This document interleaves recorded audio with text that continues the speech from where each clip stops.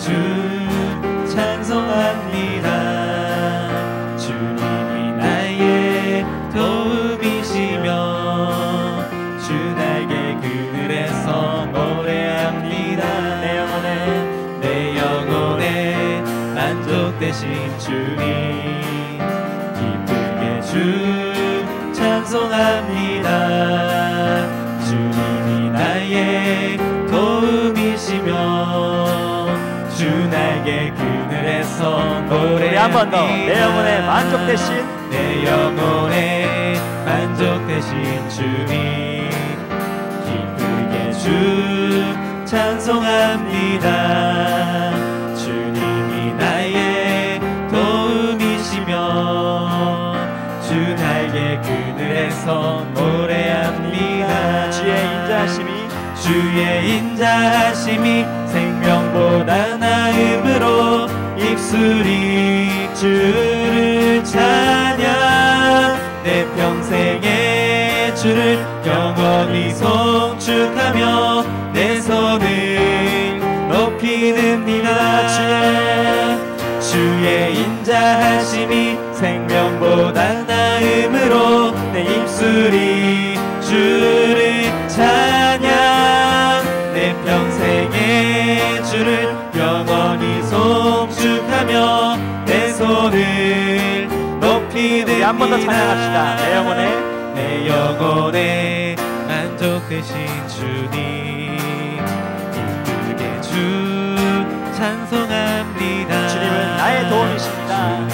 나의 도움이시며 주 나에게 그늘에서 노래합니다. 내 영혼에 만족되신 주님 기쁘게 주 찬송합니다.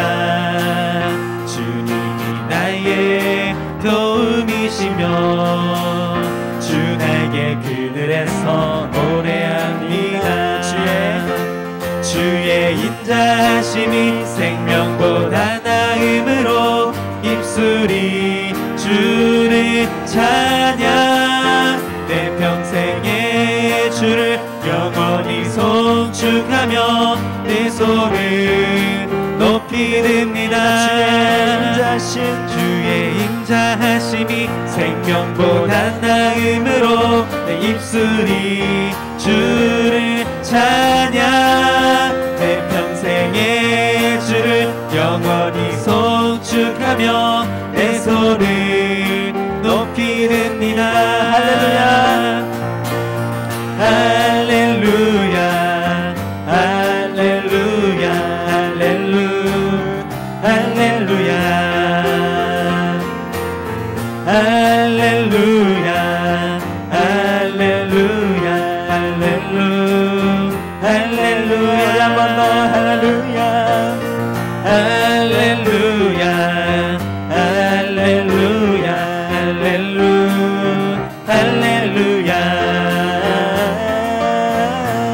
할렐루야 할렐루야 할렐루야 할렐루야. 내 입술로 하나님의 이름을 찬송하며 내 마음으로 하나님을 즐겁게 찬양하네. 우리 한 번 더. 내 입술로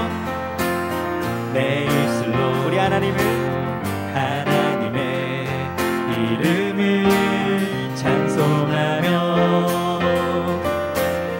내 마음으로 하나님을 즐겁게 찬양하네. 할렐루야 할렐루야 할렐루야 할렐루야 할렐루야 할렐루야 할렐루야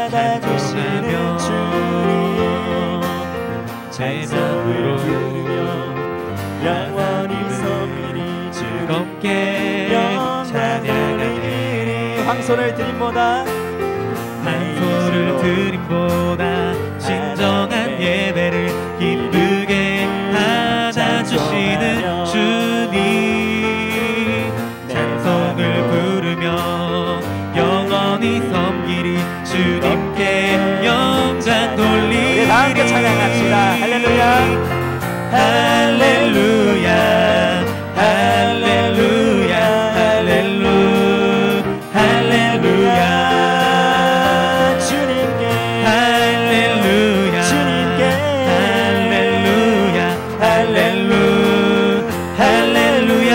우리 마지막으로 할렐루야 할렐루야 할렐루야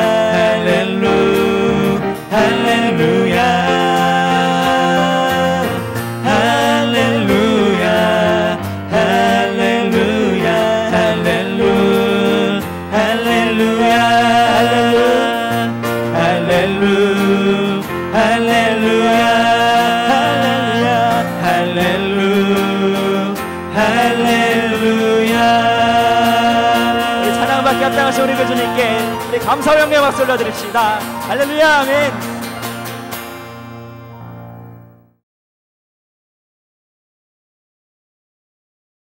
할렐루야. 오늘도 예배자로 나오신 우리 모든 중고등부 친구들을 주님의 이름으로 사랑하고 환영하고 축복합니다. 여러분 오늘도 있는 그 자리에서 예배자로 승리하시기를 간절히 소망합니다. 우리가 몇 주간 계속해서 이 느헤미야에 대해서 나누고 있습니다. 여러분 느헤미야의 이 스토리 누군가가 설명해줘 라고 말한다면 여러분 이제 어느 정도 조금 이야기해 주실 수 있으실지 모르겠습니다. 여러분 좀 생각해 봅시다. 지난 시간 나눴던 느헤미야를 조금 정리 한번 해볼게요. 여러분 이 느헤미야가 당대의 최고의 제국 이 페르시아에서 술 관원으로서 삶을 살아가고 있었습니다. 그곳에서 평안한 삶, 평탄한 삶, 앞으로의 안정적인 그런 보장된 삶을 살아가고 있었습니다. 그럼에도 불구하고 그가 고국 이스라엘, 특별히 이 예루살렘 땅에서의 그 고통에 대해서 이야기를 듣게 되죠. 그리고 그 타인의 고통을 무시한 것이 아니라 그저 그냥 뭐 대충 어영부영 넘기는 것이 아니라 그 타인의 고통에 참여하고자 하였습니다. 그래서 이 느헤미야는 때를 봤죠. 그냥 무대포로 왕에게 나아가서 뭐 사표 딱 던지고 가는 것이 아니라 아주 지혜롭게 그 말할 수 있는 때를 기도하면서 기다렸어요. 얼마나요? 4개월 기다렸죠.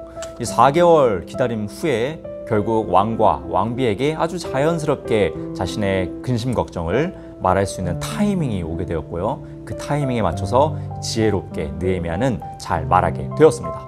그렇게 이야기한 느헤미야는 자기가 생각한 것 이상으로 큰 은혜를 받죠. 왕이 이 장교들과 이 기병대들을 호위로서 호위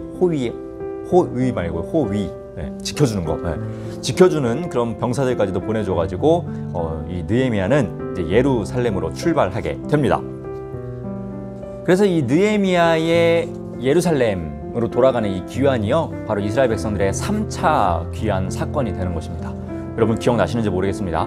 1차로 귀환한 사건은 이 스룹바벨과 함께 이스라엘 백성들이 페르시아에서 예루살렘으로 돌아가게 되고요. 2차는 이 학사 에스라와 함께 페르시아에서 이스라엘로 돌아가게 되고요. 마지막 3차가 바로 이 사건인 거죠. 이 느헤미야와 함께 이스라엘 백성들이 예루살렘으로, 이스라엘 땅으로 돌아가게 되는 것입니다. 그래서 여러분 오늘 이 시간부터 이제 쭉 우리가 느헤미야에 대해서 나눌 건데요. 이제 전개되는 내용은 이런 것이죠. 함께 돌아온 느헤미야, 그리고 이스라엘 백성들의 이 3차 귀환 이야기입니다. 그래서 이제 그 이스라엘 땅에서 어떠한 일들이 펼쳐지는지를 오늘 우리가 한번 나누어 보려고 합니다. 이 세상에는요, 많은 리더들이 존재합니다. 이 리더들은요, 각자 색깔들이 다 다릅니다. 뭐 A라는 리더도 있고 B라는 리더도 있고 C라는 리더도 있습니다. 우리 중고등부도 리더들이 세워져 있었죠. 임원, 특별히 회장들이 세워졌었는데요. 제가 우리 중부교회 중고등부 처음 딱 왔을 때 2016년도에 회장이 우리 김재민 선생님이었습니다. 우리 김재민 선생님, 김재민 선생님 잘생겼어요.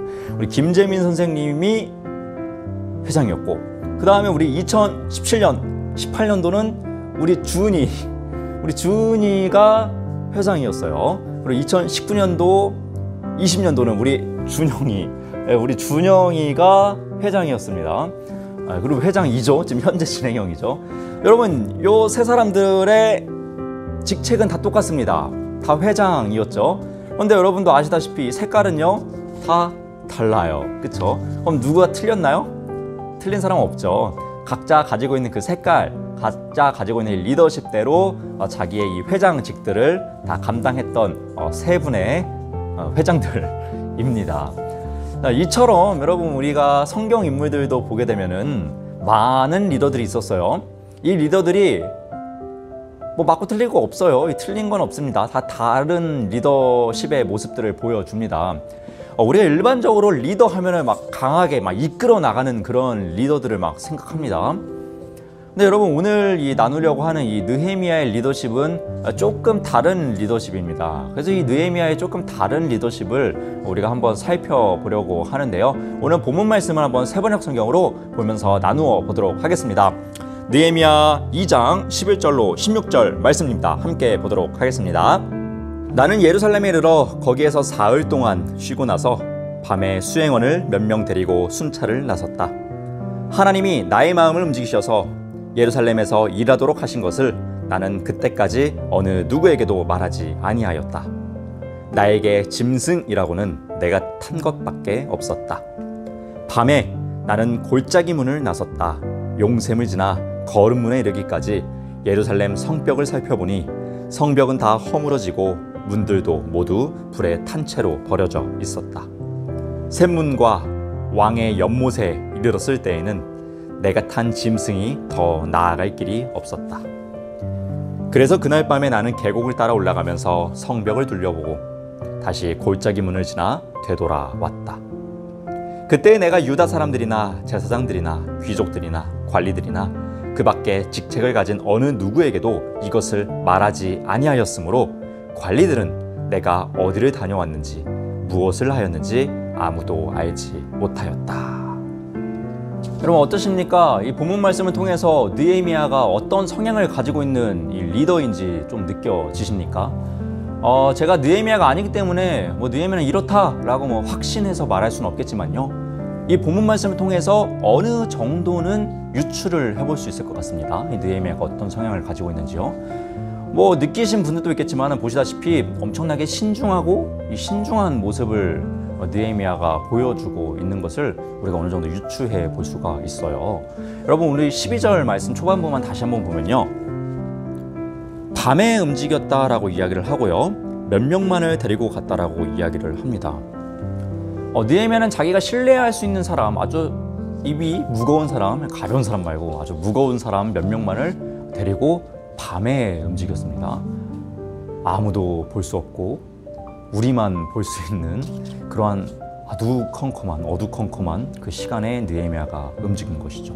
아주 신중한 모습을 보여줍니다.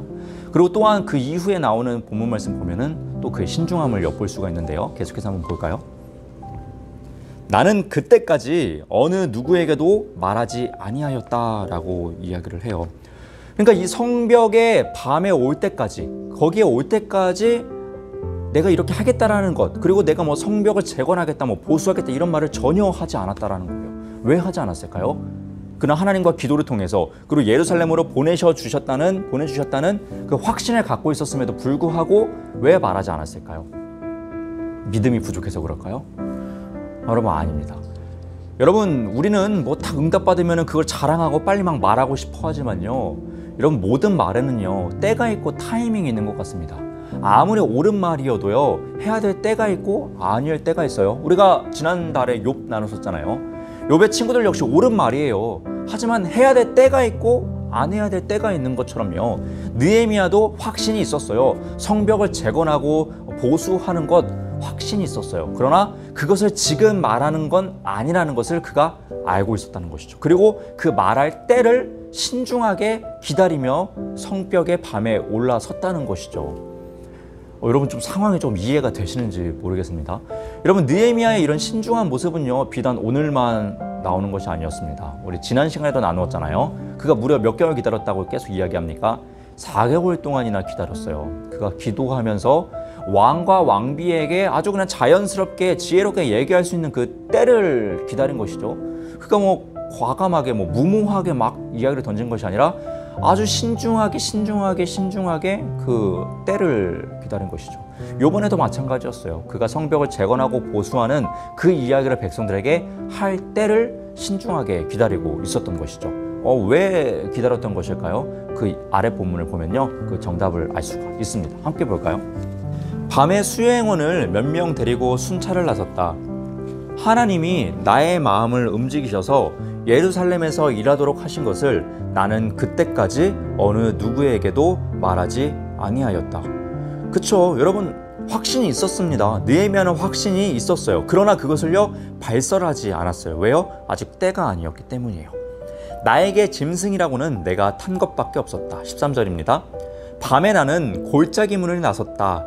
용샘을 지나 거름문에 이르기까지 예루살렘 성벽을 살펴보니 성벽은 다 허물어지고 문들도 모두 불에 탄 채로 버려져 있었다.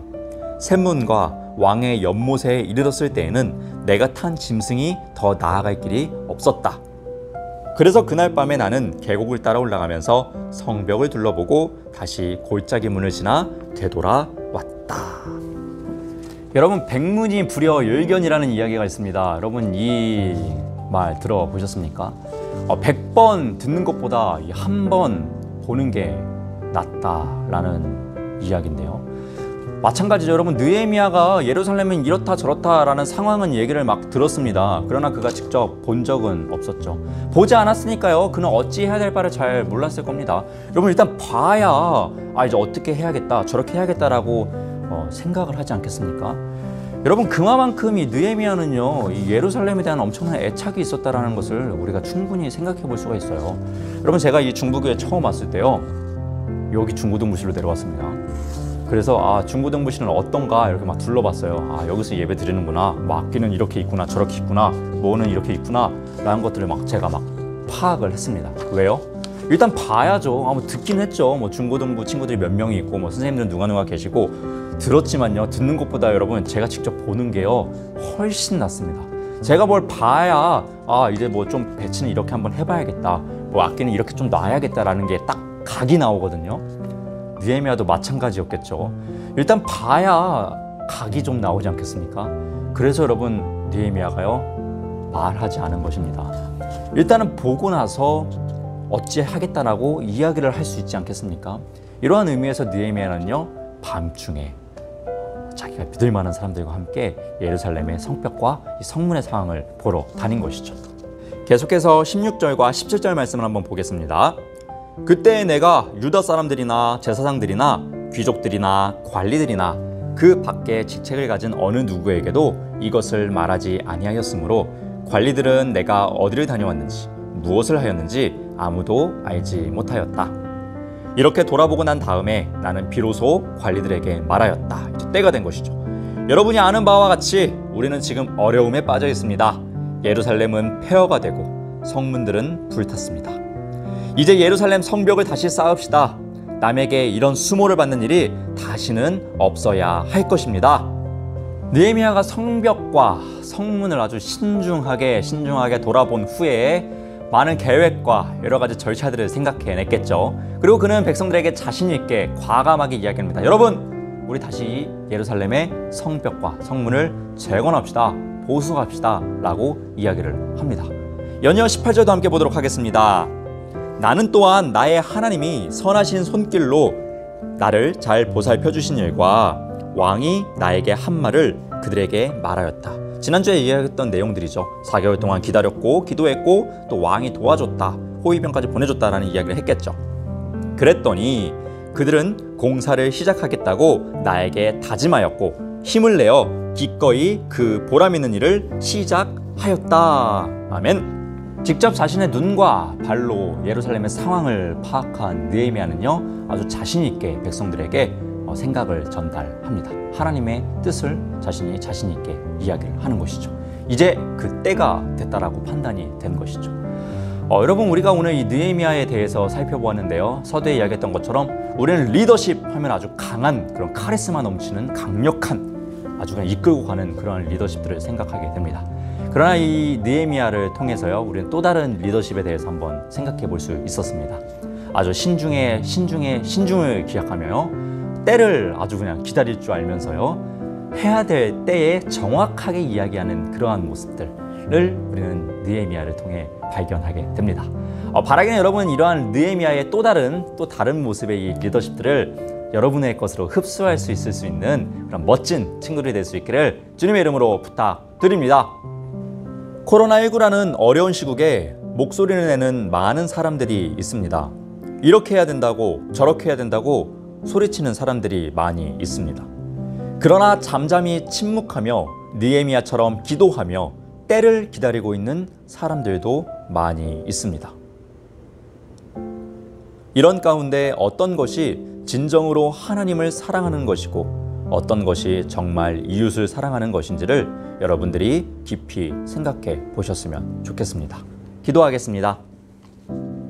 사랑의 하나님, 고맙고 감사드립니다. 오늘도 귀한 날을 허락하여 주셔서 사랑하는 우리 중고등부 친구들과 온라인을 통하여서 이렇게 예배를 드립니다. 하나님, 오늘 특별히 느헤미야의 또 다른 리더십을 살펴보았습니다. 그가 하나님의 때를 잠잠히 기다리며 계획하며 지혜롭게 때에 맞춰 선포했던 것처럼 우리 또한 지혜롭게 하나님의 뜻을 선포할 수 있게 하여 주시옵고 하나님의 때를 기다릴 수 있는 우리 되게 하여 주시옵소서. 어려운 이 시국에 우리가 마땅히 해야 될 것이 무엇인지를 고민하게 하여 주시옵고 고민하는 데서 그치는 것이 아니라 그 고민한 대로 삶을 살아낼 수 있는, 행동할 수 있는 참된 신앙인이 될 수 있도록 우리에게 성령의 충만함을 더하여 주시옵소서. 오늘도 주님 홀로 영광 받아 주시옵고 이후의 모든 고민의 시간, 묵상의 시간, 기도의 시간에도 함께 동행하여 주시옵소서. 감사드리며 예수님의 이름으로 기도드렸습니다. 아멘. 여러분에게 오늘은 이 숙제, 여러분 미안합니다. 숙제 내줘서 조금 이게 뭐야 하는 친구들도 있겠는데요. 그럼에도 불구하고 여러분들에게 숙제를 좀 내주려고 합니다. 제가 이제 질문을 할 건데요. 이 질문을요, 여러분 유튜브 이 아래 댓글에다 답을 남겨주시면 되겠습니다. 그래서 답을 남긴 모든 친구들에게는요, 우리 중고등부 선생님들께서 소정의 선물을 보내드리도록 하겠습니다. 여러분 질문 나가겠습니다. 문제 나갑니다. 코로나19라는 상황에서 하나님 나라를 확장하기 위해서 내가 할 수 있는 하나님 사랑과 이웃 사랑의 행동은 무엇일까요? 여러분, 정답이 딱히 있는 것은 아닙니다. 여러분의 삶의 자리에서 할 수 있는 그것이 무엇인지를 고민해보는 그러한 귀한 시간이 되셨으면 좋겠습니다. 이후에 이제 계속해서 또 마찬가지로 찬양이 나갈 텐데요. 찬양을 들으시면서 여러분이 기도도 해보시면서 또 고민도 해보시면서 여러분이 할 수 있는 것이 무엇인지를 한번 세워보셔서 그것들을 가지고 한 주간도 한번 하나님의 자녀답게 멋지게 살아내 보셨으면 좋겠습니다. 여러분이 그런 멋진 삶을 살아갈 수 있도록 저와 우리 모든 선생님들도 함께 응원하고 기도하도록 하겠습니다. 오늘도 예배자리로 나오신 우리 모든 친구들을 주님의 이름으로 사랑하고 축복합니다. 주기도문으로 오늘 예배를 마치도록 하겠습니다. 너희는 이렇게 기도하라. 하늘에 계신 우리 아버지여, 이름이 거룩히 여김을 받으시오며 나라가 임하시오며 뜻이 하늘에서 이루어진 것 같이 땅에서도 이루어지이다. 오늘 우리에게 일용할 양식을 주시옵고 우리가 우리에게 죄 지은 자를 사하여 준 것 같이 우리의 죄를 사하여 주시옵고 우리를 시험에 들게 하지 마시옵고 다만 악에서 구하시옵소서. 나라와 권세와 영광이 아버지께 영원히 있사옵나이다. 아멘.